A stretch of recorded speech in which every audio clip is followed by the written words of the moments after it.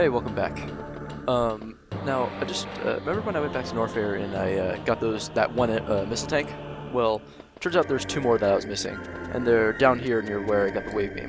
This room directly to the right of me is where you get the wave beam, and there's a hidden room down here if you shoot through the floor, or I think screw attack. I forget. And it's kind of easy to miss, so I don't blame you if you miss it. And basically, there's this superheated room here, and it's actually really easy to get through if you have the fully powered suit. But you can actually get through this room sooner. Either way, there's a missile tank here. But wait, did I pass through one? Yeah, I did. My bad. And so there's that one, and then the other missile tank is right there, and that's the last missile tank in the game. Now, the only two expansions we have left are a power bomb expansion or tank and an energy tank, and they're both in Chozodia. So I'll cut this and I'll be there when the video cuts. So see you guys then. Okay, we're back in Chozodia, and I want to go into this room again because there's an expansion here that's also kind of hard to find. So you want to go up in this top tunnel here, kill the space pirate, and then you notice up here, if you bomb this, there's a missile block here. If you jump up here, power bomb expansion. That's the last power bomb tank in the game.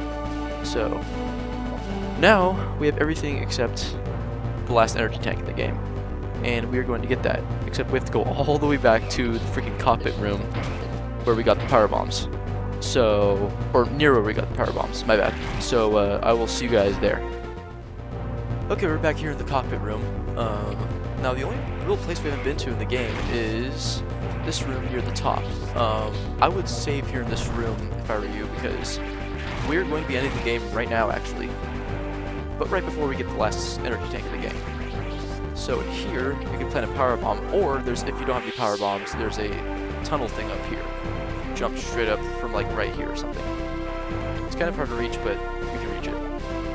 And then just bomb your way out on the other side, over here.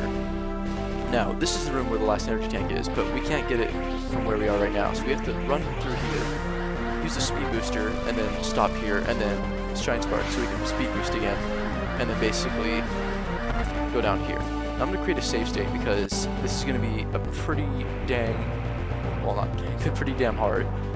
Basically, you have to space jump, or you can, well, actually, what you can do is what's it called? You can shine spark through here, which is what I'm going to do, and it's actually the easier method if I can actually build up a speed boost. So, if you decide to space jump, that's your choice. Okay, I need to get this speed booster going.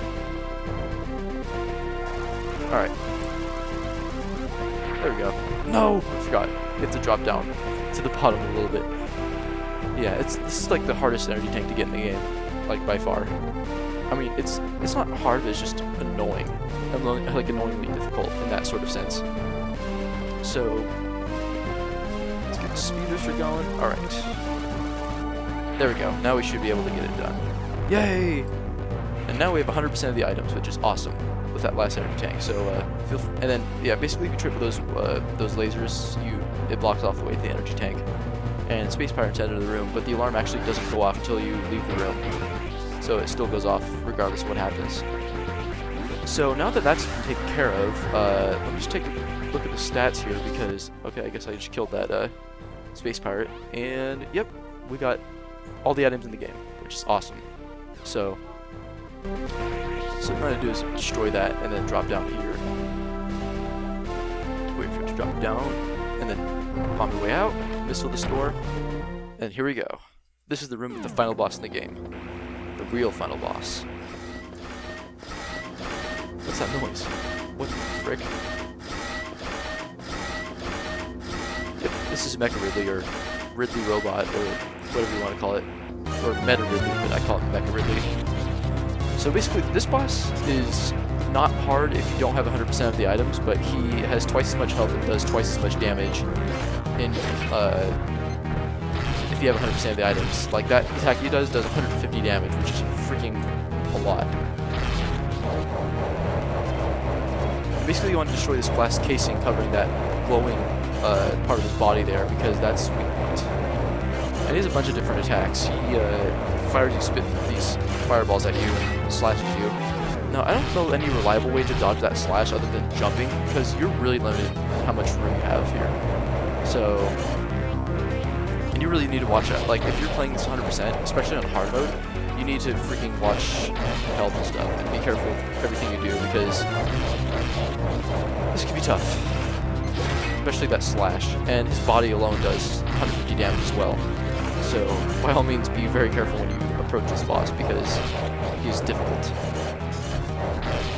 At least at 100%. If you don't have 100% of the items, like I said before, then he's actually like really damn easy.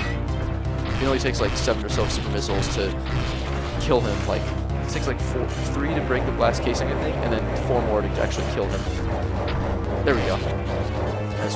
I usually just use missiles to break the glass casing, and then use up my super missiles to kill him. I believe it takes 8 from what I'm doing. And then after you break the glass casing, he has new attacks. He doesn't fire the fireballs anymore, but he shoots his laser at you, which like shoots randomly at you, and like it shoots at random points in the at the wall. So you have no idea if he's going to hit you or not until he actually fires the laser.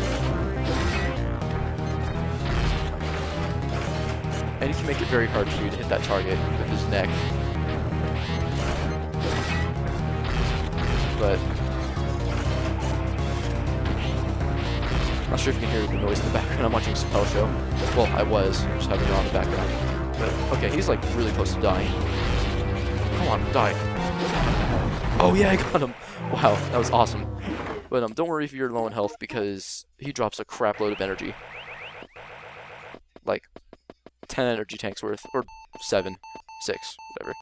And his eye glows red. And oh my god, he's activating the self-destruct mechanism, and we have 5 minutes to escape, but that's way more than enough time to escape in normal mode. I think it's 3 minutes in hard mode, but I'm not sure. Oh crap. Uh-oh. Oh, there we go. I need to be paying attention. So you want to be running back through here. And we have to go... Remember that hangar room with those green ships? Yeah, that's how we're escaping, since we don't have a ship of our own. So...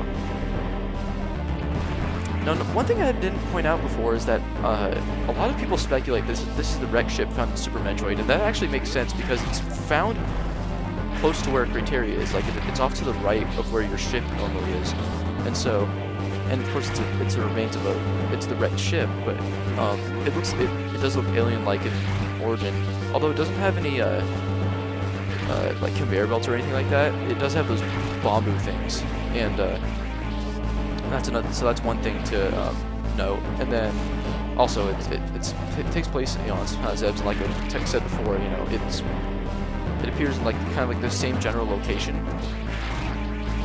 to where like your ship is and stuff, like on Criteria. So whatever. So going up here, you can either bomb your way down there, or you can shoot this robot. And this actually can sort of work, because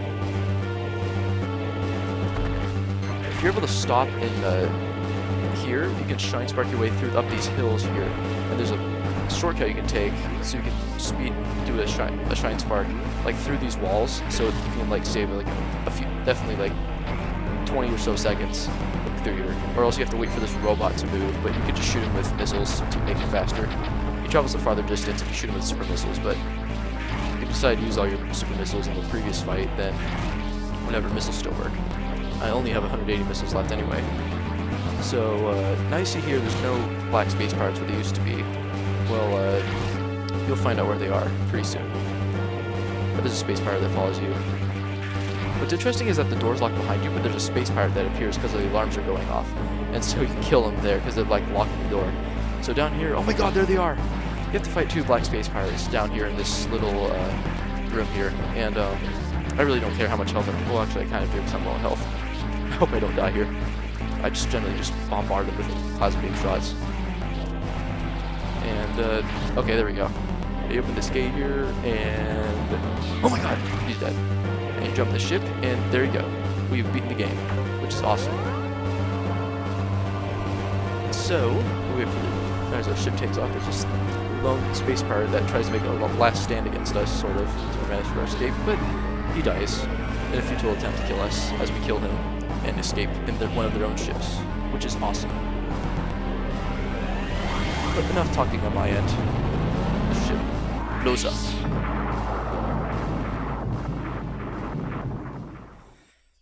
And that's it. That's Metroid Zero mission for you guys.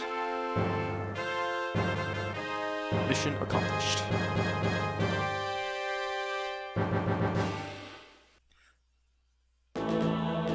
So yeah, I've finally done this game, like completed this game, which is freaking amazing. I'm not sure what else I can talk about. I mean, I had a lot of fun doing this. I mean, I apologize for being so inconsistent with this because, in all honesty, I should have been able to do this in like a week if it weren't for the fact that I was just lazy with making videos.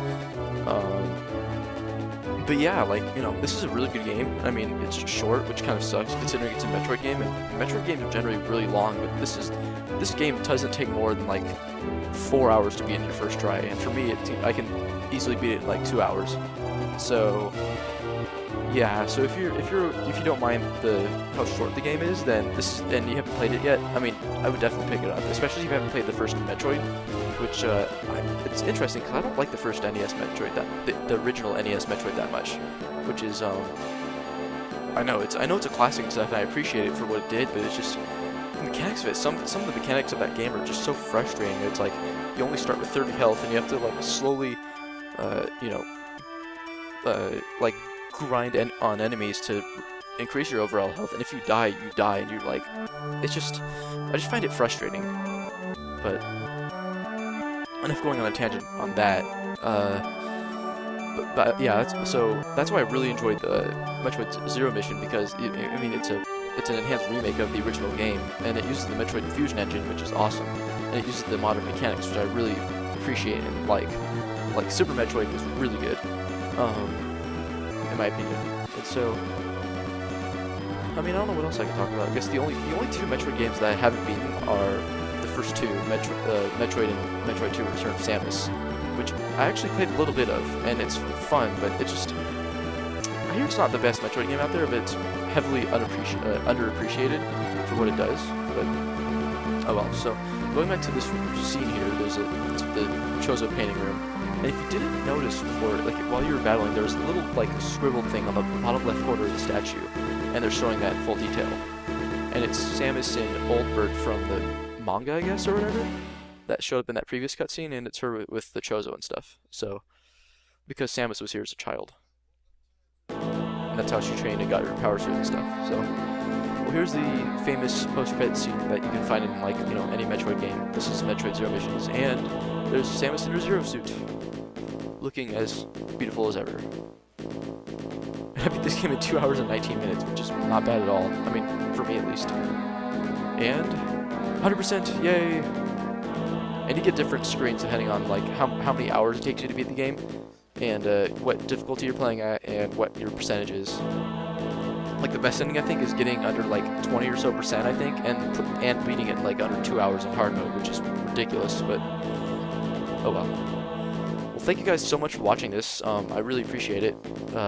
Again, sorry for being so inconsistent with this. I guess I'm just not, I don't know. Maybe the LPs aren't my thing, but I don't know.